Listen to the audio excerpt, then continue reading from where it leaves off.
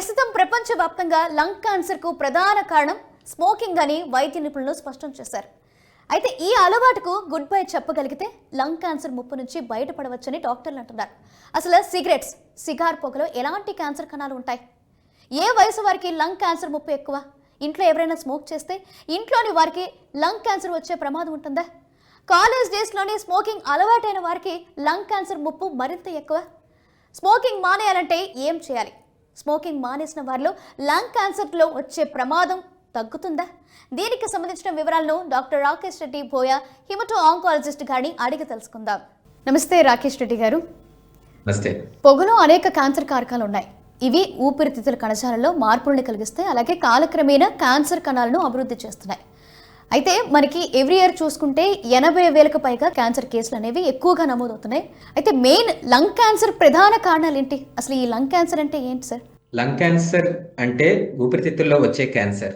Cancer అనేది uncontrolled proliferation, అంటే ఆగకుండా ఒక కణజాలం అలా పెరుగుతూ పోతూ ఉంటే అది క్యాన్సర్ కణితి కింద మారుతుంది. అది అక్కడ పెరిగి చుట్టుపక్కల స్ప్రెడ్ అయ్యి వేరే వేరే ఆర్గన్స్లో కూడా, వేరే అవయవాల్లో కూడా స్ప్రెడ్ అయితే అది అడ్వాన్స్ స్టేజ్ క్యాన్సర్ కింద మనం అభివర్ణిస్తాం. కాలక్రమేణా అది బాడీని ఓవర్టేక్ చేసి, అంటే ప్రతి చోట పెరిగిపోయి మృత్యువుకి కారణమవుతుంది. ఒక మనిషి మృత్యువుకి కారణమవుతుంది. ఇది సహజంగా క్యాన్సర్ తాలూకు ఒక గమనం. అదే క్యాన్సర్ మనకు ఊపిరితిత్తుల్లో వచ్చినట్టయితే దాన్ని ఊపిరితిత్తుల క్యాన్సర్ అంటాము. మీరు అన్నట్టు ఇది పొగాకు వల్ల ప్రధానంగా వచ్చే క్యాన్సర్. పొగాకు అనేది టొబాకో ఇన్హేల్డ్ టొబాకో, అంటే కాల్చి పీల్చే టొబాకో ఉంటుంది, నవిలి తిని మింగే వారు బుగ్గల్లో పెట్టుకునే టొబాకో ఉంటుంది. రెండిట్లో చాలా వ్యత్యాసం ఉందండి.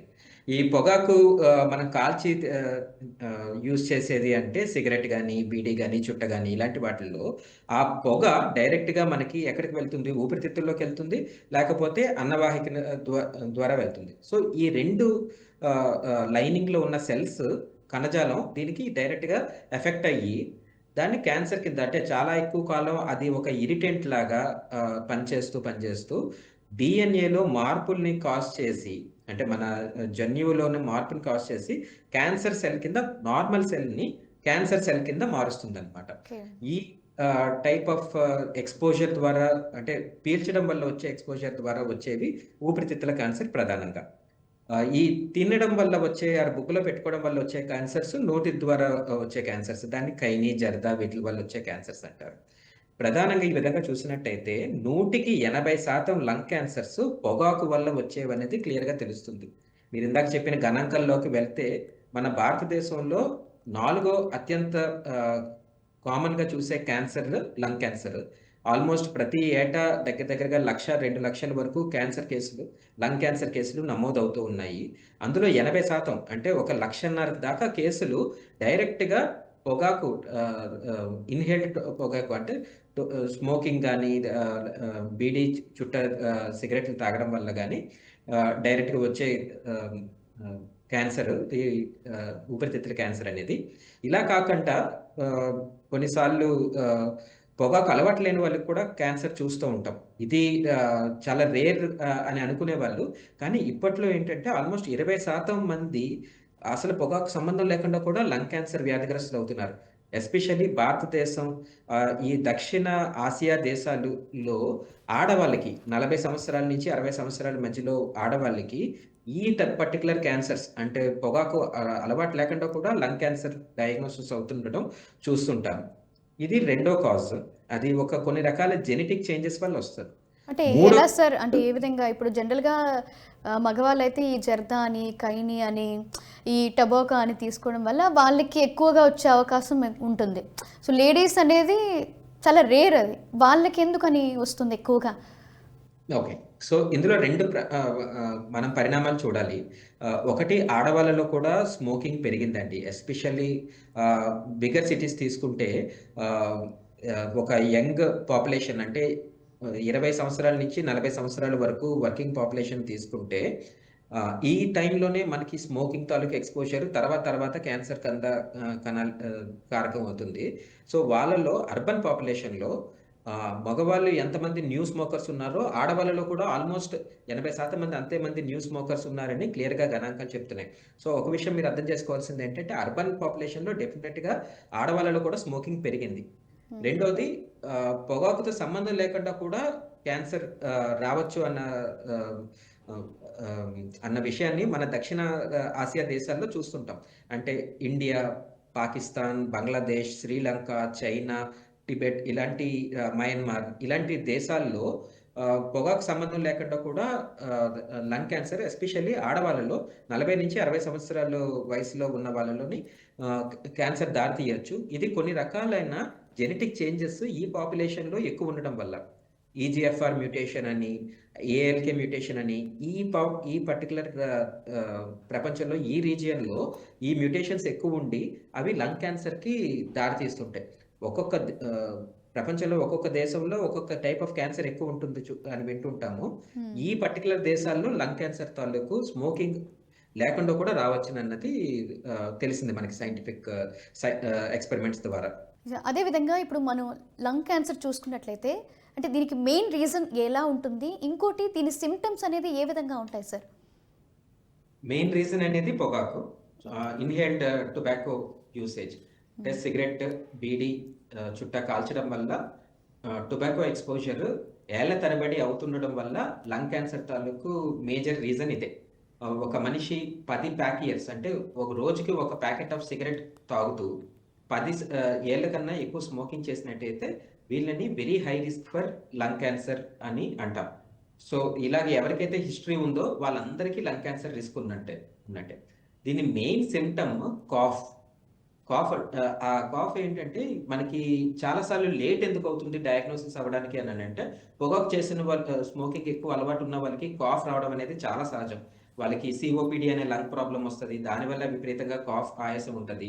కానీ ఆ కాఫ్ తాలూకు సీజనల్ వేరియేషన్ కొంచెం ఉంటుంది. పేషెంట్‌కి తెలుస్తుంది అది. అంటే ఈ టైంలో వస్తది. లేకపోతే ఈ పర్టిక్యులర్ క్లైమేట్, ఏసీ ఎక్స్‌పోజర్ ఇలాంటి కొన్ని వాటిలకి కాఫ్ పెరుగుతుందని తెలుస్తుంది. అదే కాఫ్ ఒకవేళ లోపల క్యాన్సర్ గడ్డ పెరుగుతుండడం వల్ల వస్తుంది. దాని ప్రెషర్ వల్ల వస్తుంది అనంటే అది కంటిన్యూయస్‌గా ఉంటది.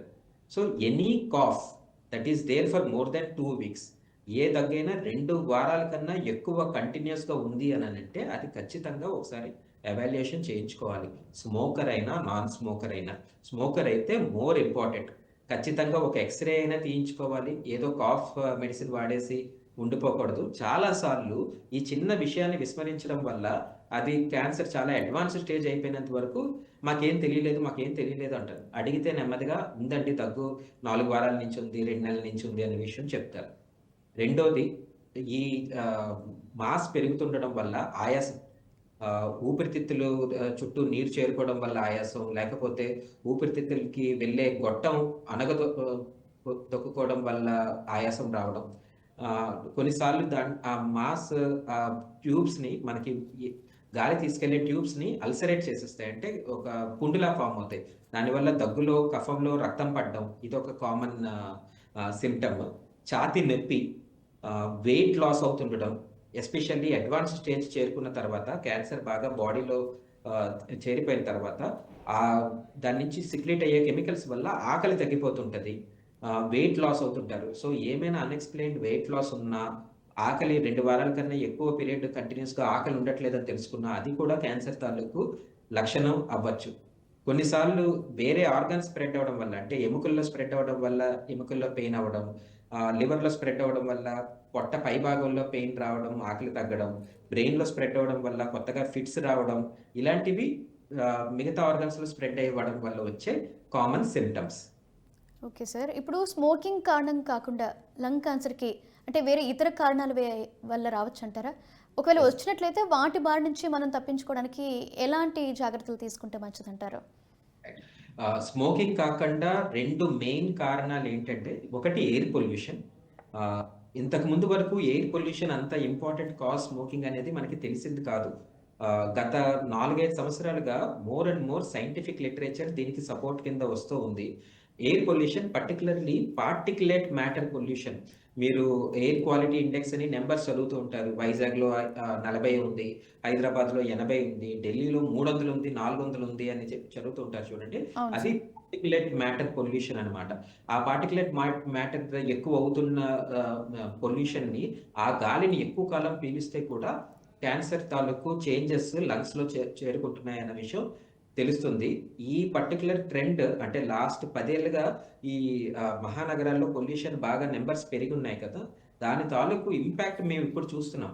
అక్కడ క్యాన్సర్ కేసులు విపరీతంగా పెరుగుతుండడం అనేది చూస్తున్నాం. ఎయిర్ పొల్యూషన్ తాలూకు ఇంపార్టెన్స్ అది.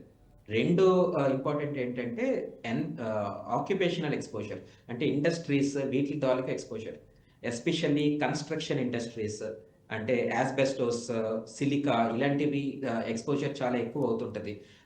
నికెల్ బ్యాటరీ, కార్ బ్యాటరీస్ కానీ వేరే ఇతరత్ర బ్యాటరీస్ ప్రొడక్షన్లోని నికెల్, క్యాడ్మియం, క్రోమియం వీటి తాలూకు హెవీ మెటల్ ఎక్స్పోజర్ అవుతుండడం వల్ల రేడాన్ గ్యాస్ అండ్ కొన్ని రకాల specific industries, ship building industries or nuclear industries వీటిల్లో ఈ పర్టికులర్ గ్యాస్ తాలూకు ఎక్స్పోజర్ ఎక్కువ అవుతుంటుంది. సో ఈ పర్టికులర్ ఇండస్ట్రీస్లో పనిచేసే వాళ్ళకి lung cancer risk normal population కన్నా చాలా ఎక్కువగా ఉంటుంది. యా. ఇప్పుడు జనరల్గా ఇప్పుడు సిగరెట్స్ కానీ గుట్కా కానీ ఇతర పొగాకు ఉత్పత్తుల్లో క్యాన్సర్ కారకాలు ఉండే తేడా ఉంటుంది. అంటే కొన్ని గుట్కా కానీ తంబాకు కానీ వీటికి స్మోకింగ్కి డిఫరెన్స్ ఏమైనా ఉంటుందా? ఒకవేళ ఇది తీసుకోవడం వల్ల ఎక్కువగా వస్తుంది అని ఏమైనా మనకి ఒక ఇంట్ ఏమైనా ఇస్తుందా? రెండు హార్మ్ఫుల్ అండి, అందులో డౌట్ ఓకే. ఏం లేదు. రెండు చాలా హార్మ్ఫుల్. ఒక్కొక్కటి ఒక్కొక్క రకమైన క్యాన్సర్ ని కాజ్ చేస్తుంది. ఇప్పుడు సిగరెట్ స్మోకింగ్ అనేది డైరెక్ట్ గా అది మనం పీల్చే గాలి ఊపిరితిత్తుల్లోకి మెజారిటీ వెళ్తుంది. ఒక 20% మన దీంట్లోకి జీర్ణకోశంలోకి కూడా వెళ్తుంది. ఫుడ్ పైప్ ద్వారా స్టమక్ లోకి చేరుకుంటుంది. సో ఈ రెండు పర్టికులర్ క్యాన్సర్స్ కి స్మోకింగ్ చాలా డైరెక్ట్ కాజ్. లంగ్ క్యాన్సర్ కానీ, యూసోఫేగల్ అన్నవాహిక క్యాన్సర్ కానీ, పొట్ట క్యాన్సర్ కానీ, ప్యాంక్రియాటిక్ క్యాన్సర్ కానీ, ఇలాంటి వాటి kidney cancer, urinary bladder cancer ఇవన్నీ టొబాకో ద్వారా డైరెక్ట్ గా కాజ్ చేసే క్యాన్సర్. ఈ జరదా కానీ ఖైనీ కానీ ఏంటంటే మన వాళ్ళకి అలవాటు బొగ్గ లోపల పెట్టుకోవడం, లిప్ కింద పెట్టుకోవడం, కింద పెదవి కింద పెట్టుకోవడం ఇలాంటివి చూస్తుంటాం మనం. అవును సార్. ఈ సినిమాల్లో కూడా చాలా ఎక్కువ చూపిస్తున్నారు. ఈ మధ్య ఒక సినిమా బాగా హిట్ కూడా అయ్యింది. సో వాళ్ళు తెలియంది ఏంటంటే ఈ పర్టికులర్ క్యాన్సర్ మన భారతదేశం మొత్తంలో ఇండియాలో మోస్ట్ కామన్ క్యాన్సర్, మగవాళ్ళలో వచ్చే most common cancer oral cavity cancer. Tongue cancer కానీ, లిప్ కానీ, బొగ్గనిచ్చే క్యాన్సర్ కానీ, గొంతులో వచ్చే క్యాన్సర్ కానీ. అండ్ ఒక క్యాన్సర్ డాక్టర్ కింద చెప్తున్నాను, toughest to treat cancer, one of the toughest cancers to treat. Surgery చేయడం కానీ, దానికి ఇచ్చే రేడియేషన్ కానీ, ఒకటి అంత ఎఫెక్టివ్ గా పనిచేసే ట్రీట్మెంట్స్ అవునా కాదని పక్కన పెడితే దాని తాలూకు సైడ్ ఎఫెక్ట్స్ విపరీతంగా ఉంటాయి. అండ్ చాలా ఎక్కువ మార్బిడిటీ, ట్రీట్మెంట్ రిలేటెడ్ మార్బిడిటీ చూసేది ఈ పర్టికులర్ క్యాన్సర్స్. సో వ్యత్యాసం ఏంటంటే ఇది ఒక టైప్ ఆఫ్ క్యాన్సర్ కాజ్ చేస్తుంది, తినే టైప్ ఆఫ్ టొబాకో, పీల్చే టైప్ ఆఫ్ టొబాకో ఒక టైప్ ఆఫ్ క్యాన్సర్ కాజ్ చేస్తుంది. రెండు ఎడిటివ్ అంటే కొంతమంది రెండూ చేస్తారు. సో వాళ్ళకి రెండిటి రిస్క్ ఎక్కువ ఉంటుంది. దీంతో పాటు ఆల్కహాల్ చేస్తుంటారు, అడిషనల్ గా తాగుతుంటారు, దానివల్ల ఇంకా అడిషనల్ రిస్క్ అవుతుంటది. సో ఓవరాల్ గా చూసుకుంటే ఒక మనిషి 10-20 సంవత్సరాల నుంచి పొగాకు అలవాట్లో ఉన్నాడు అంటే, నార్మల్ పొగాకు అలవాటు లేని మనిషికి ఇతనికి చూసుకుంటే దగ్గర 30% నుంచి 40 టైమ్స్ ఎక్కువ రిస్క్ ఆఫ్ క్యాన్సర్ ఉంటుంది వీళ్ళకి. సో అది మెయిన్ గా జనాలు అర్థం చేసుకోవాల్సింది. ఇన్ని యాడ్లు, ఇన్ని సినిమాల్లో ఇన్ని చెప్తున్నా సరే ఈ విషయం క్లియర్ గా తెలియాలి జనాలకి. ఇంకొక చిన్న విషయం చెప్తాను ఇక్కడ. ఈ సిగరెట్స్ అని మీరు వినే ఉంటారు. అవును sir. Vaping it is rampant. అంటే ఇప్పుడు స్కూళ్ళల్లో ఆల్మోస్ట్ 12-13 సంవత్సరాల వయసు వాళ్ళు కూడా వేప్ చేస్తూ దొరుకుతున్నారు. దీన్ని ఏ విధంగా చెప్తున్నారు? వేపింగ్ అంటే ఇది స్మోకింగ్ లాంటిది, but it is not harmful like cigarette అని చెప్పి. అది ఇది కొత్తగా వచ్చిన, ఇది కూడా నికోటిన్ బేస్డ్, ఇది కూడా ఎడిక్టివే. మనకి పొగాకులో ఎడిక్షన్ వచ్చేది ఒకటి, క్యాన్సర్ వచ్చేవి ఒకటి కెమికల్. ఎడిక్షన్ వచ్చేది నికోటిన్ వల్ల, క్యాన్సర్ వచ్చే కెమికల్స్ మిగతా 50-60 డిఫరెంట్ కెమికల్స్ ఉంటాయి. ఈ నికోటిన్ ఇందులో ఉంటది, క్యాన్సర్ కాజ్ చేసే కెమికల్స్ కూడా ఇందులో ఉంటాయి. అవును, కొన్ని డిఫరెంట్ ఫ్లేవర్స్తో ఇవి వస్తున్నాయి. ఎగ్జాక్ట్లీ. సో ఇవి ఎగ్జాక్ట్లీ. తీసుకోవడం సో వల్ల కూడా ఈ ఎఫెక్ట్ ఎక్కువ ఉంటుందంటారా? దీనికి కూడా రిస్క్ ఉందండి. ఆ, దీనికి రిస్క్ ఉంది. ఇన్ఫాక్ట్ ఇది ఈ మధ్య ట్రెండ్ కాబట్టి మ్మ్, ఒకటి అర్థం చేసుకోవాల్సింది ఏంటంటే, ఎప్పుడు ఒక క్యాన్సర్ కారకమైన స్టిమ్యులస్ వచ్చింది అని అంటే అది వెంటనే క్యాన్సర్ కింద మారదు. అంటే మ్మ్, మనకి ఇప్పుడు ఈ సిగరెట్స్ 2020లో స్టార్ట్ అయ్యాయి అంటే 2021లో క్యాన్సర్ కేసులు ఒకేసారి పెరిగిపోవు. మ్మ్, అది క్యాన్సర్ కేసెస్ కింద పెరగడానికి దగ్గరగా 5 నుంచి 10 సంవత్సరాల వరకు టైం పడుతుంది. మ్మ్, దీన్ని ఎపిడెమియలాజికల్ ట్రెండ్ అంటారు. సో అప్పుడు కాజ్ చేసిన చేంజెస్ నెమ్మదిగా మన బాడీలోని ఇమ్యూనిటీ పవర్ని దాటుకొని క్యాన్సర్ అవ్వడానికి ఆ టైం పడుతుంది. మ్మ్, అది. సో అందుకే మనం ఇమీడియట్లీ ఈ ట్రెండ్ చూడడం. కానీ ఒక 10 ఏళ్లలో ఈ ఈ సిగరెట్స్ వల్ల వచ్చిన క్యాన్సర్స్ ఎంత ఎక్కువ పెరుగుతాయంటే అది మనం చూస్తాం, మ్మ్. త్వరలో చూస్తాం అది. సో ఇది చాలా మంది యంగ్ స్టూడెంట్స్, యంగ్ పిల్లలు ఉన్న పేరెంట్స్ కూడా బాగా తెలుసుకోవాల్సిన విషయం అండి ఇది. ఈ సిగరెట్స్ అనే దాన్ని it will be A menace, it will be A health menace. అవును సార్, జనరల్గా ఈ స్మోక్ చేసే వాళ్ళు ఈ సిగరెట్స్కి బాగా అలవాటు పడిపోయారు అనమాట. డిఫరెంట్ ఫ్లేవర్స్ రావడం, దీనివల్ల ఏం కాదు అని చెప్పి వాళ్ళు ఒక రకమైన మైండ్లో ఫిక్స్ అయిపోయారు. సో అవును. దీనివల్ల ఏం కాదని అంటున్నారు తప్ప ఫ్యూచర్లో ఎలాంటి ప్రాబ్లమ్స్ వస్తాయి అనేది వాళ్ళకి తెలియట్లేదు. సో ఇప్పుడు ఎస్. చూస్తుంటే ఇప్పుడు పొగాకు ప్రతికూల ప్రభావాలు అంటే ఏ వయస్సు వారిలో ఎక్కువగా కనిపిస్తాయి? వాళ్ళు అలా కనిపించడానికి ప్రత్యేకమైన కారణాలు ఏమైనా ఉంటాయా? పొగాకు అనేది on going health problem create చేస్తుందండి. అంటే ఆ టైంలో స్మోక్ చేసేటప్పుడు ఒకలాంటి హెల్త్ ప్రాబ్లం 5 ఏళ్ళకి ఒకటి, 10 ఏళ్ళకి ఒకటి, 20 ఏళ్ళకి ఒకటి అలాగా మనం చేసుకోవచ్చు. ఆ టైంలో దాంట్లో ఏంటంటే యంగ్ వాళ్ళలో ఎస్పెషల్లీ హార్ట్ డిసీజెస్ ఈ మధ్య ఇంతకుముందు మనం 30-40 సంవత్సరాల వయసు వాళ్ళకి ఎక్కడ హార్ట్ అటాక్స్ అవన్నీ వింటూ ఉండేవాళ్ళం. ఇప్పుడు చాలా వింటున్నాం. సడన్ గా జిమ్ లో కొలాప్స్ అయిపోతున్నారు. మ్మ్. కొంతమంది ఫిల్మ్ యాక్టర్స్ కూడా ఈ మధ్య జరిగింది, అది బాగా ఫేమస్ కూడా అయింది. అపరెంట్లీ వెరీ హెల్దీ పీపుల్ కూడా, వాళ్ళకి కూడా సడన్ గా. So some part of it is attributed to tobacco, to smoking. So tobacco is not just about cancer.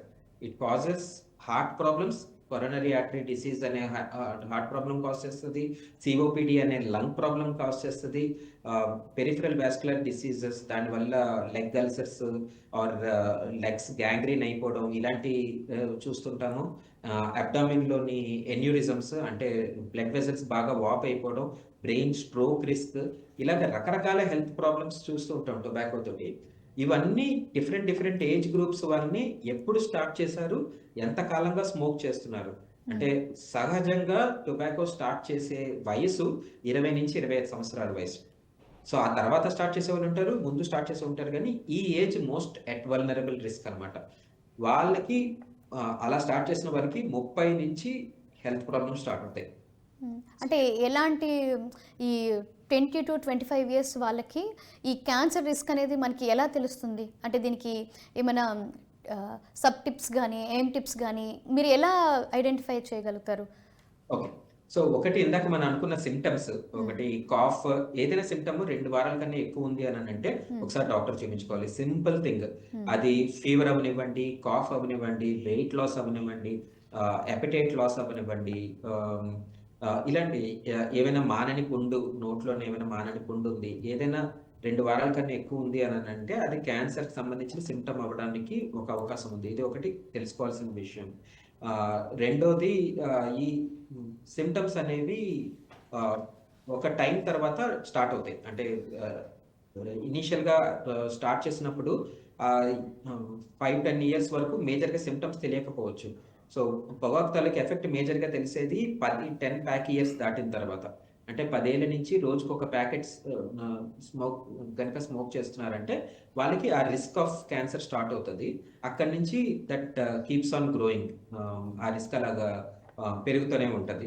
ఆ సిమ్టమ్స్ అన్ని కూడా నెమ్మదిగా స్టార్ట్ అవుతాయి. సో ఎర్లియస్ట్ సిమ్టమ్ దీంట్లోని ఈ లంగ్ క్యాన్సర్ తోటి మేజర్ ఇబ్బంది ఏంటంటే ఎర్లియస్ట్ సిమ్టమ్ తెలిసేటప్పటికి అది 3వ స్టేజో 4వ స్టేజో అయ్యింది.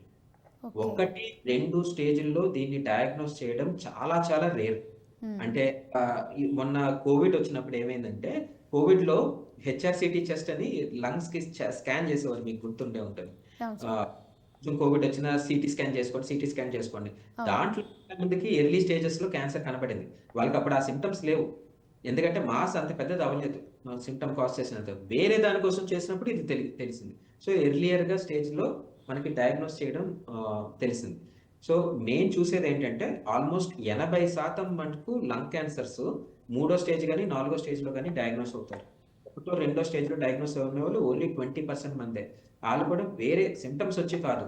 వేరే కారణాలతోటి ఈ టెస్ట్ జరిగి, దాంట్లో ఎక్స్‌రే జరగో, సీటీ స్కాన్ జరగో, దాంట్లో ఒకటో స్టేజ్‌లోనో, రెండో స్టేజ్‌లోనో తెలియడమే తప్పించి మూడో స్టేజ్ సింప్టమ్స్ బట్టి మూడో స్టేజ్‌లో గాని, నాలుగో స్టేజ్‌లో గాని తెలుసుకోగలుగుతారు. అంటే క్యూర్ ఛాన్స్ బాగా తగ్గిపోయింది అని. అర్థమవుతుంది కదా! అంటే earlier stage more cure chance. Hire stage less cure chance.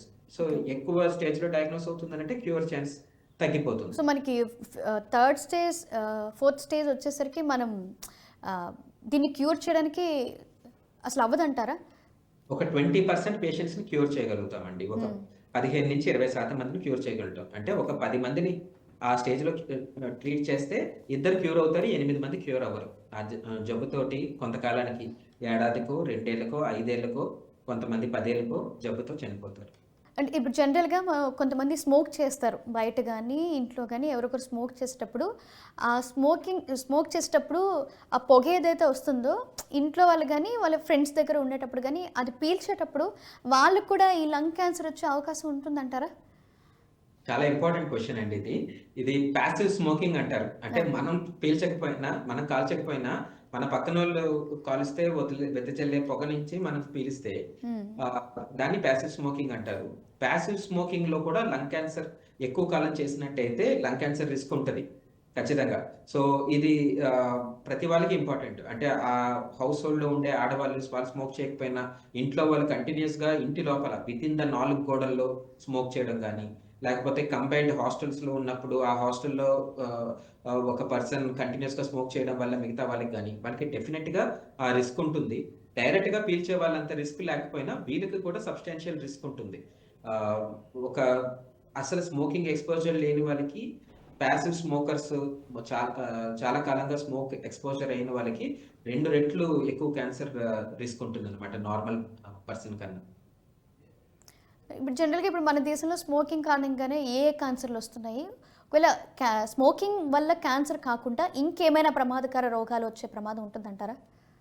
Smoking వల్ల మెయిన్‌గా ఆల్మోస్ట్ 9 రకాల క్యాన్సర్స్ డైరెక్ట్‌గా related to smoking. Lung cancer, esophageal cancer, stomach cancer, pancreatic cancer, kidney cancer, bladder cancer, gall bladder cancer, ah, oral cavity cancer and second cancers. ఈ 9 రకాల cancers డైరెక్ట్‌గా related to smoking. మిగతా cancers ఉన్నాయి. చాలా రకాల cancers ఉన్నాయి. అవి indirectly related. అంటే కొంచెం స్మోకింగ్ వల్ల, కొంచెం ఆల్కహాల్ వల్ల రిస్క్ పెరుగుతున్న ఆ విధమైనవి. బట్ నేను చెప్పిన లిస్ట్ ఔట్ చేసిన 9 క్యాన్సర్స్ డైరెక్ట్‌గా స్మోకింగ్ వల్ల రిలేటెడ్ క్యాన్సర్స్. వీళ్ళకి risk as the number of years of smoking increase అవుతున్న కొద్దీ రిస్క్ పెరుగుతా ఉంటది. స్మోకింగ్ వల్ల మిగతా హెల్త్ హ్యాజార్డ్స్ కూడా ఉన్నాయి. మిగతా ప్రాణాపాయాలు కూడా ఉన్నాయి. అది గుండె జబ్బు, కరోనరీ ఆర్టరీ డిసీజ్ అంటాం. Heart attack. ఇన్ లేమన్ టర్మ్స్‌లో హార్ట్ అటాక్ ఆర్ స్ట్రోక్ రావడం, హార్ట్ స్ట్రోక్ రావడం, బ్రెయిన్ స్ట్రోక్ రావడం, లంగ్స్ డ్యామేజ్ అవ్వడం వల్ల COPD, obstruct chronic pulmonary disease రావడం. అంటే స్మోకర్స్‌లో వచ్చే ఆస్తమా, పెప్టిక్ అల్సర్ డిసీజ్ అంటే కడుపులో అల్సర్స్ రావడం, ఈ బ్లాడర్ ఆర్ కిడ్నీ స్టోన్స్‌కి ఇంక్రీజ్డ్ రిస్క్ అవ్వడం, లెగ్స్‌లో అల్సర్స్ గానీ, గ్యాంగ్రీన్ గానీ, ఓవరాల్‌గా బీపీ పెరగడం, మైండ్ పరంగా స్ట్రెస్ ఆర్ స్ట్రెయిన్ పెరగడం, యాంగ్జైటీ లెవెల్స్ పెరగడం, ఇవన్నీ కూడా directly related to tobacco. Cancer కాకపోయినా ఇవి కూడా టొబాకోతో డైరెక్ట్‌గా రిలేట్ అయిన అదర్ హెల్త్ హ్యాజార్డ్స్. ఓకే. చాలామంది ఇట్లా క్యాన్సర్ అని, లంగ్ క్యాన్సర్ అని భయపడి కొంతమంది స్మోక్ చేసేవాళ్ళు సడెన్‌గా మానేస్తూ ఉంటారు. సో, తర్వాత వీళ్ళకి ఇట్లా లంగ్ క్యాన్సర్ వచ్చే అవకాశం ఉంటుందంటారా? ఓకే. సో, ఒక్కసారి స్మోకింగ్ చేసిన తర్వాత లంగ్ క్యాన్సర్ రిస్క్ ఉంటుంది. తర్వాత లైఫ్ లాంగ్ ఉంటుంది. బట్ తగ్గుతుంది. లెట్స్ సే ఒక మనిషి 30 సంవత్సరాలకి ఆహ్, స్మోకింగ్ స్టార్ట్ చేశాడు, 20 సంవత్సరాలు బాగా స్మోక్ చేశాడు, 50 సంవత్సరాలకి సమ్ ఏదో హెల్త్ ప్రాబ్లం వచ్చో, గుండె జబ్బు ఏదో వచ్చో స్మోకింగ్ ఆపేశారనుకోండి. వాళ్ళకి 5 ఏళ్ళకి తర్వాత, స్మోకింగ్ ఆపేసిన 5 ఏళ్ల తర్వాత హార్ట్ తాలూకు ఫర్దర్ అటాక్స్ రావడానికి రిస్క్ గానీ, లంగ్ క్యాన్సర్ రిస్క్ కొంచెం తగ్గుతుంది. 10 ఏళ్ళకి ఇంకొంచెం తగ్గుతుంది. 15 ఏళ్ళకి ఇంకొంచెం తగ్గుతుంది. అంటే మనం ఆపేసిన తర్వాత ఇయర్స్ ఆఫ్ స్టాపేజ్‌కి రిస్క్ కొంచెం కొంచెం తగ్గుతుంది. బట్ ఎప్పుడు జీరో కాదు. సో వాళ్ళు కంటిన్యూయస్‌గా ఎప్పుడప్పుడు డాక్టర్ పర్యవేక్షణలో ఉండడమే బెటర్. సో వాళ్ళ రిస్క్ అయితే తగ్గుతుంది కానీ ఫర్దర్‌గా కంప్లీట్‌గా జీరో కాదు. ఒకవేళ డయాగ్నోసిస్ అయింది, లంగ్ క్యాన్సర్ స్మోకింగ్ వల్ల డయాగ్నోసిస్ అయింది, అప్పుడు స్మోకింగ్ ఆపితే ట్రీట్మెంట్‌కి రెస్పాన్స్ బెటర్‌గా ఉంటుంది. ఫర్దర్‌గా ట్రీట్మెంట్ అయిన తర్వాత మళ్ళీ రికరెన్స్ వచ్చే రిస్క్ తగ్గుతుంది. సో ఎనీ టైం డయాగ్నోసిస్ అవ్వినా, ఏదైనా క్యాన్సర్ తాలూకు ప్రాబ్లమ్ కానీ, వేరే ఇతరత్ర స్మోకింగ్ ప్రాబ్లం వల్ల డయాగ్నోసిస్ అయినా సరే, స్మోకింగ్ ఆపితే ఖచ్చితంగా రిస్క్ తగ్గుతుంది. ఫర్దర్‌గా మళ్ళీ అదే అటాక్స్ రాకుండా రిస్క్ తగ్గుతుంది. ఇప్పుడు ఈ లంగ్ క్యాన్సర్ వచ్చింది సార్, కొంతమంది 20-25 ఇయర్స్ వాళ్ళకి లంగ్ క్యాన్సర్ వచ్చింది, స్టేజ్ 2 కానీ 3లో కానీ ఉన్నారు. సో వీళ్ళకి ఎలాంటి ట్రీట్మెంట్ పద్ధతులు ఉంటాయి? సో ఏవైనా క్యాన్సర్‌కి 3 రకాల మెయిన్ ట్రీట్మెంట్స్ ఉంటాయండి. Medical treatment, surgical treatment, radiation. Radiation అంటే లైట్ రేస్ తోటి ట్రీట్మెంట్ చేసేది. సో లంగ్ క్యాన్సర్‌లో మీరు చెప్పినట్టు రెండో స్టేజ్ గానీ, మూడో స్టేజ్ గానీ వస్తే ఈ 3 రకాల ట్రీట్మెంట్‌లని అవలంబిస్తామనమాట. సో సర్జరీ చేయడం, లేకపోతే ముందు మెడికల్ ట్రీట్మెంట్ చేసి, తర్వాత సర్జరీ చేసి, తర్వాత రేడియేషన్ చేయడం. లేదు సర్జరీ చేయడానికి అంత సూటబుల్ కాదు, రేడియేషన్ ట్రీట్మెంటే దీనికి చేయాలంటే రేడియేషన్ ట్రీట్మెంట్ చేయడం, తర్వాత మెడికల్ ట్రీట్మెంట్ చేయడం. సో ఒక సీక్వెన్స్‌లో ఈ 3 రకాల ట్రీట్మెంట్స్‌ని చేస్తాం. ఈ సీక్వెన్స్ ఎలా డిసైడ్ చేస్తాం? ఏ ఒక్క డాక్టరు డిసైడ్ చేయకూడదు. సో ఏవైనా పేషెంట్ కొత్తగా లంగ్ క్యాన్సర్ డయాగ్నోస్ అయ్యారు, ఎస్పెషల్లీ క్యూర్ అయ్యే అవకాశం ఉన్న స్టేజ్ అంటే ఒకటో స్టేజ్, రెండో స్టేజ్, మూడో స్టేజ్ వరకు మనం క్యూర్ అయ్యే అవకాశం ఉందని చెప్తాం. సో అలా ఏ కేస్ డయాగ్నోసిస్ అయినా సరే ముందు దీన్ని ఒక మల్టీ డిసిప్లినరీ ట్యూమర్ బోర్డ్ ఉన్న క్యాన్సర్ సెంటర్‌లో మాత్రమే దీన్ని ట్రీట్మెంట్ చేయాలి. ఇది ఏ ఒక్క డాక్టర్ ట్రీట్మెంట్ చేయకూడదు. అంటే అందులో సర్జన్స్ ఉండాలి, మెడికల్ ఆంకాలజిస్ట్ అంటే మెడికల్ ట్రీట్మెంట్ ఇచ్చేవాళ్ళు ఉండాలి, రేడియేషన్ ఆంకాలజిస్ట్ రేడియేషన్ ఇచ్చే ట్రీట్మెంట్ ఇచ్చేవాళ్ళు ఉండాలి.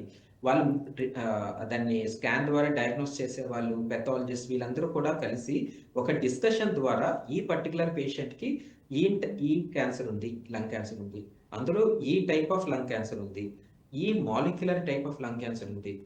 దాన్ని బట్టి ఈ పర్టిక్యులర్ పేషెంట్‌కి ఆ జబ్బుకు కాదు, ఆ పర్టిక్యులర్ పేషెంట్‌కి ఆ జబ్బు ఉన్న స్టేజ్‌కి ఏ ట్రీట్మెంట్ బెటర్‌గా ఫిట్ అవుతుంది అనేది ఒక ట్రీట్మెంట్ ప్లాన్ రాసుకోవాలి. దీన్ని పర్సనలైజ్డ్ ట్రీట్మెంట్ అంటారు.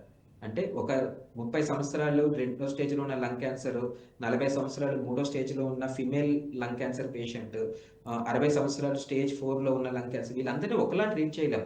సో స్టేజ్ బట్టి, వాళ్ళకున్న టైప్ ఆఫ్ లంగ్ క్యాన్సర్ బట్టి, ఏ స్టేజ్‌లో ఉందన్న దాన్ని బట్టి ఒక పర్సనలైజ్డ్ ట్రీట్మెంట్ చేస్తాము. సో మనకిప్పుడు చాలా అడ్వాన్సెస్ ఆఫ్ ట్రీట్మెంట్ వచ్చేసినాయి. మెడికల్ ట్రీట్మెంట్‌లో ఇంతకుముందు కీమోథెరపీ అనేది మాత్రమే ఉండేది. ఇప్పుడు టార్గెటెడ్ థెరపీ, ఇమ్యూనోథెరపీ ఇలాంటి లేటెస్ట్ అడ్వాన్సెస్ ఆఫ్ ట్రీట్మెంట్ వచ్చేసాయి. సర్జరీలో కూడా రోబోటిక్ సర్జరీ అని చెప్పి, వాట్స్ సర్జరీ అని చెప్పి, సో ఇంతకుముందు పెద్ద కోతల్లాగా సర్జరీ చేయాల్సి వచ్చేది లంగ్ క్యాన్సర్ సర్జరీకి. సర్జరీ నుంచి రికవర్ అవ్వడానికి 2 మంత్స్ అలా పట్టేది. ఇప్పుడు రోబోటిక్ సర్జరీ ద్వారా వితిన్ 1 వీక్‌లో, 10 డేస్‌లో కంప్లీట్‌గా రికవర్ అయ్యే విధంగా సర్జరీ చేయగలుగుతున్నారు. So it's a latest advance in surgical field. రేడియేషన్‌లోని stereotactic radiation, focused radiation, gamma knife radiation ఇలాంటి డిఫరెంట్ పద్ధతుల ద్వారా, అడ్వాన్స్డ్ పద్ధతుల ద్వారా చాలా ఫోకస్డ్ రేడియేషన్ మిగతా ఆర్గాన్స్‌కి ఏమీ ఎఫెక్ట్ పడకుండా ఇవ్వగలుగుతున్నారు. సో ఇలాంటి లేటెస్ట్ అడ్వాన్సెస్ ఆఫ్ ట్రీట్మెంట్ తోటి చాలా వరకు ఈ క్యాన్సర్స్‌ని క్యూర్ చేయగలుగుతున్నాం. ఇంతకుముందు స్టేజ్ 2 లంగ్ క్యాన్సర్ అంటే క్యూర్ ఛాన్స్ ఒక 30% అలా ఉండేది. ఈ కాలంలో 70% అలా ఉంటుంది. ఆల్మోస్ట్ 40% పెరిగింది. స్టేజ్ 3 లంగ్ క్యాన్సర్‌కి ఇంతకుముందు క్యూర్ ఛాన్స్ 5-10% ఉండేది. ఇప్పుడు 30% వరకు, 40% వరకు క్యూర్ చేయగలుగుతున్నాం స్టేజ్ 3లో కూడా. స్టేజ్ 4 లంగ్ క్యాన్సర్‌లో 6 మంత్స్, 1 ఇయర్ కాల వ్యవధే చెప్పేవాళ్ళు. ఇప్పుడు కొంతమందికి 3 ఏళ్ళు, 4 ఏళ్ళు, 7 ఏళ్ళు. నా లాంగెస్ట్ పేషెంట్ దగ్గరగా 9 ఏళ్ల నుంచి 4వ స్టేజ్ లంగ్ క్యాన్సర్ ట్రీట్మెంట్ మీద కంటిన్యూ అవుతూ 4వ స్టేజ్‌లో డయాగ్నోస్ అయిన తర్వాత కూడా ఇప్పటికీ ఇంకా కంట్రోల్‌లోనే మెయింటైన్ అవుతున్నారు. సో చాలా అడ్వాన్సెస్ ఆఫ్ ట్రీట్మెంట్ వచ్చేసాయి లంగ్ క్యాన్సర్ ట్రీట్మెంట్లో. సో ఇప్పుడు ఈ క్యాన్సర్కి సంబంధించి ఎర్లీగా డిటెక్ట్ చేయడానికి అంటే స్క్రీనింగ్ చేయడానికి వీలుంటుందంటారా? సో స్క్రీనింగ్ అనేది చాలా ఇంపార్టెంట్. ఈ లంగ్ క్యాన్సర్కే కాదు, మిగతా క్యాన్సర్స్ కూడా ఉంది. స్పెసిఫిక్గా లంగ్ క్యాన్సర్స్కి ఎవరికి స్క్రీనింగ్ అడ్వైస్ చేస్తామంటే, ఎవరైతే క్రానిక్ స్మోకర్స్ ఉంటారో, మోర్ దెన్ 10 ప్యాక్ ఇయర్స్, అంటే ఒక రోజుకి ఒక ప్యాకెట్ సిగరెట్ తాగుతూ 10 ఏళ్ల కన్నా ఎక్కువ కాలం నుంచి స్మోకింగ్ చేస్తున్న వాళ్ళందరూ high risk at lung cancer కింద వర్ణిస్తాం. వాళ్ళు 30 సంవత్సరాల నుంచి 65 సంవత్సరాల వయసు వాళ్ళు అయ్యుండి more than 10 pack years of smoking history ఉంటే ఏడాదికి ఒకసారి లో డోస్ సిటీ స్కాన్ అనే ఛాతీ సిటీ స్కాన్ చేయించుకోవాలి. అంటే నార్మల్ సిటీ స్కాన్ కన్నా అది తక్కువ రేడియేషన్ని లంగ్కి ఇస్తుంది అనమాట. సో దాంట్లో లంగ్ క్యాన్సర్ 1 సెంటీమీటర్ మాస్ ఉన్నప్పుడు, లేకపోతే 2 సెంటీమీటర్ల మాస్ ఉన్నప్పుడు, అంటే ఇంకా 1వ స్టేజ్ తాలూకు లక్షణాలు ఉన్నప్పుడే మనం గుర్తించవచ్చు. సో 1వ స్టేజ్ లంగ్ క్యాన్సర్ డయాగ్నోస్ అయిందని అంటే cure chance near about 100%. So దాన్ని ఎర్లీగా గుర్తించాలి అని అంటే ఈ ఒక్క స్క్రీనింగ్ టెస్ట్ ద్వారానే అవుతుంది. ఇంకా సిమ్టమ్స్ ఆ స్టేజ్లో డెవలప్ అవ్వవు. సో సిమ్టమ్స్ డెవలప్ అవ్వకుండా ఎర్లీ స్టేజ్లో గుర్తించడాన్ని స్క్రీనింగ్ అంటారు. సో లంగ్ క్యాన్సర్కి, స్మోకర్స్కి ఆ స్క్రీనింగ్ పద్ధతి మనకి అవైలబుల్ ఉంది. That is called low dose CT scan. Okay. ఈ లంగ్ క్యాన్సర్కి సంబంధించి మీ హాస్పిటల్లో ఎలాంటి ట్రీట్మెంట్స్ ఉంటాయి సార్? సో అన్ని రకాల ట్రీట్మెంట్స్ అవైలబుల్ ఉన్న సెంటర్ అండి ఇది. ఇక్కడ కీమోథెరపీ, టార్గెటెడ్ థెరపీ, ఇమ్యూనోథెరపీ అనే 3 రకాలైన మెడికల్ ట్రీట్మెంట్స్, రేడియేషన్లో adaptive radiotherapy, stereotactic radiotherapy, gamma knife radiotherapy అనే advanced radiation techniques, robotic surgery అనే అడ్వాన్స్డ్ సర్జికల్ టెక్నిక్స్, బ్యాట్స్ అనే advanced surgical techniques, all these treatment options are available in the hospital. Okay.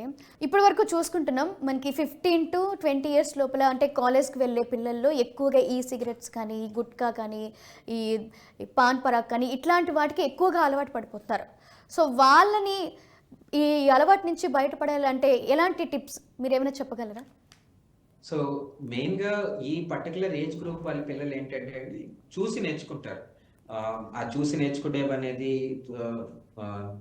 Parents నుంచి, అంటే ఇంట్లో father నుంచి కానీ, elders నుంచి కానీ, లేకపోతే ఇంకా మోర్ ఇంపార్టెంట్లీ ఈ ఫిల్మ్ దీంట్లో చూస్తుంటాం మనం. అన్నిట్లోని కింద డిస్క్లైమర్స్ రాస్తారు, smoking is injurious to health అని.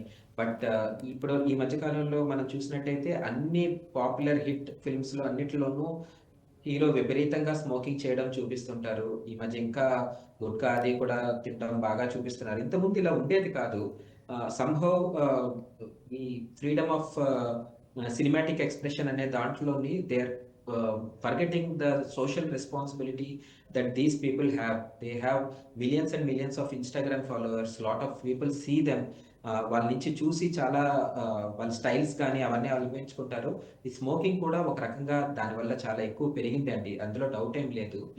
సో డెఫినెట్గా ఈ పర్టికులర్ వాటిని అడ్రస్ చేయాలంటే ఇంట్లో వాళ్ళు చెప్తే సరిపోదు. దిస్ ఈజ్ సంథింగ్ ఎవరైతే ఈ ఇన్ఫ్లుయెన్సర్స్ ఉన్నారో, ఫిల్మ్ హీరోస్, వీళ్ళు వాళ్ళే దాన్ని రికగ్నైజ్ చేసి, అయ్యో మన వల్ల generations are getting addicted to something that is very dangerous. ఒక సొసైటీని క్రిపుల్ చేసే విధమైన ఒక అలవాటుని మనం వాళ్ళకి అంత స్ట్రాంగ్గా వాళ్ళ ముందు పెడుతున్నాం అన్నది వాళ్ళు తెలుసుకోవాలి. సెన్సార్ రూల్స్ చాలా స్ట్రాంగ్ అవ్వాలి. గవర్నమెంట్ క్లియర్ రూల్స్ అండ్ దీనికి తీసుకొని రావాలి. ఒకటి అది గవర్నమెంట్ పద్ధతిలో చేసేది. ఇంట్లో పేరెంట్స్ ఖచ్చితంగా ఈ విషయంలో మీరు మీ పిల్లల ముందు మీరు స్మోక్ చేసేటట్టయితే పిల్లల ముందు ఎప్పుడు స్మోక్ చేయొద్దు. That is one thing. రెండోది ఖచ్చితంగా తెలుసుకోవాల్సింది ఏంటంటే teachers, school education is critically important. I think the school education about tobacco, నాకు తెలిసి నేను నా స్కూల్ ఎడ్యుకేషన్లో ఎప్పుడు దీని గురించి చెప్పలేదు. But now it is very very important that tobacco related education along with other educations, ఇది కూడా ఖచ్చితంగా ఎర్లీ ఏజ్ నుంచే, లైక్ 5th క్లాస్ నుంచో 6th క్లాస్ నుంచో ఖచ్చితంగా స్టార్ట్ అవ్వాలి పిల్లలకి. సో దట్ దే అండర్స్టాండ్, పిల్లలు they understand what is the harmful effect. వీళ్ళని హాస్పిటల్ టూర్స్కి తీసుకెళ్ళాలి. యంగ్ కాలేజ్ గోయింగ్ వీళ్ళని స్టూడెంట్స్ని హాస్పిటల్ టూర్స్కి తీసుకొచ్చి క్యాన్సర్ వార్డ్స్లో దీనికి ట్రీట్మెంట్ అందుకుంటున్న వాళ్ళని డైరెక్ట్గా చూపించాలి. ఆ భయం అయినా వాళ్ళకి వస్తుంది. అవును. సీమ్ రాడికల్, బట్ ఆ భయం ఉండాలి. భయం ఉంటేనే ఖచ్చితంగా దాని తాలూకు ఇంపాక్ట్ ఏంటో వాళ్ళకి తెలుస్తుంది. వాళ్ళు పేషెంట్ ఫీల్ అయ్యే ఇంపాక్ట్, వాళ్ళ వైఫ్, వాళ్ళ పిల్లలు ఎంత బాధపడతారో ఆ ట్రీట్మెంట్ అవుతుండగా చూస్తూ, అది వాళ్ళకి తెలిస్తే, ఆ భయం తెలిస్తే ప్రాబబ్లీ వాళ్ళు దూరంగా ఉంటారు ఈ హ్యాబిట్ నుంచి. అంటే స్కూల్ డేస్ నుంచే పిల్లలకి దీనికి సంబంధించి ఒక అవేర్నెస్ క్రియేట్ చేస్తే దీనికి దూరంగా ఉంటారు అంటున్నారు. చాలా బాగా చెప్పారు sir. Thank you so much. Thank you sir. ఇప్పటి వరకు చూసారుగా, డాక్టర్ రాకేష్ రెడ్డి గారు క్లియర్గా చెప్పారు క్యాన్సర్ ఎలా వస్తుంది, దీనివల్ల ఎలాంటి ప్రమాదం ఉంది అని చెప్పి. సో ఇన్ని తెలిసిన తర్వాత కూడా మనం స్మోకింగ్ అలవాటు మానుకుంటే మంచిదని, మన ఆరోగ్యం మన చేతిలో ఉందని మనం గుర్తుంచుకుంటే చాలు. Please quit smoking. Smoking is injurious to health.